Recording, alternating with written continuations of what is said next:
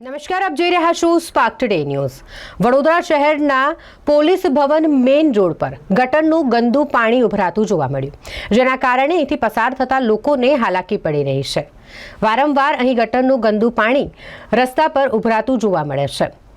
આની પહેલા પણ કોર્પોરેશન દ્વારા ગટરનું ગંદુ પાણી રસ્તા પર વહી રહ્યું હોય કામગીરી કરવામાં આવી હતી, પરંતુ કામગીરીને લઈને પણ સવાલો ઊભા થાય છે, કારણ કે આ તો કેવી કામગીરી કે વારંવાર કરવી પડે, તેનું યોગ્ય નિરાકરણ કેમ નથી લાવવામાં આવતું તેવી લોકચર્ચા ઉઠી રહી છે। સ્થળ પર હાજર જે કર્મચારી છે તેની સાથે વાત કરવામાં આવી તો તેઓએ એમ જણાવ્યું કે અહીં યોગ્ય કામગીરી કરવા માટે સકર મશીનની જરૂર પડશે। તો જ્યારે સવાલ એ પણ ઊભો થાય છે કે લાખોના ખર્ચે આ મશીનો ખરીદવામાં આવ્યા છે, તો તેનો ઉપયોગ ક્યાં કરવાનો છે? હાલ જ્યારે જરૂરિયાત છે ત્યારે સકર મશીનનો ઉપયોગ કરીને કાયમી નિરાકરણ કેમ નથી લાવવામાં આવતું તેવી લોકચર્ચા થઈ રહી છે।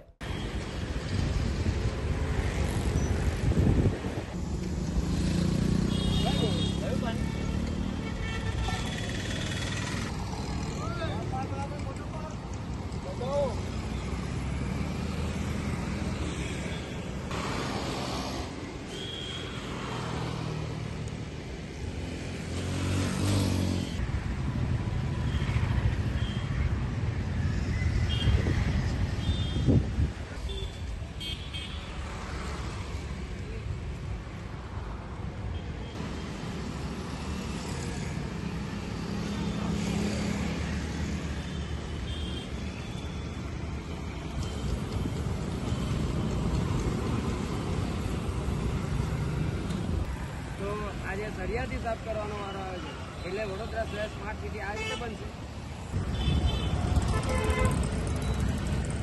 સકર મશીન ગઈ ગયું, મશીનરી છે અને હજુ સળિયા મારો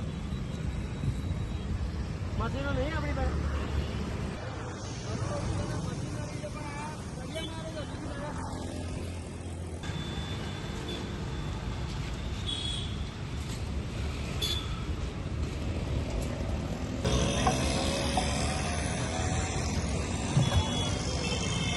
વડોદરા શહેરમાં આવેલ જે નર્મદા ભુવન જે પોલીસ ભવનથી જે કહેવાય છે કે જેલ રોડ જવાનો જે મુખ્ય માર્ગ છે, આ રોડ પર અવારનવાર ડ્રેનેજના મળમૂત્રવાળા પ્રદૂષિત પાણી ઉભરાતા જોવા મળે છે, એટલે ખૂબ જ વડોદરા શહેર માટે આ શરમજનક બાબત છે। સાથે તમે જોઈ શકો છો કે હાલમાં જ જે સેનિટરી વિભાગ દ્વારા જે ડ્રેનેજ વિભાગ દ્વારા જે સાફ સફાઈ કરવામાં આવી રહી છે, પરંતુ ખાસ કરીને તમે જોશો કે અહીંયા ગાડી જે કરોડો રૂપિયાના મશીનો મંગાવવામાં આવે છે, લાખો રૂપિયાના મશીનો મંગાવવામાં આવે છે, બજેટમાં ફલાણા મશીનોને જે તમામ રીતની એ આપવામાં આવે છે, પરંતુ હાલમાં તમે જોશો કે અહીંયા ગાડી ઓનલી સળિયાથી સાફ સફાઈ કરવાની અને પાણી એકવાર જતું થઈ જાય એટલે પછી પાછું જશે તે, એટલે કહેવાનો મતલબ કે વડોદરા શહેરમાં જે કહેવાય છે કે રોગચાળાને બરડોમાં મુકાશે તેવી પરિસ્થિતિ સર્જાઈ રહી છે।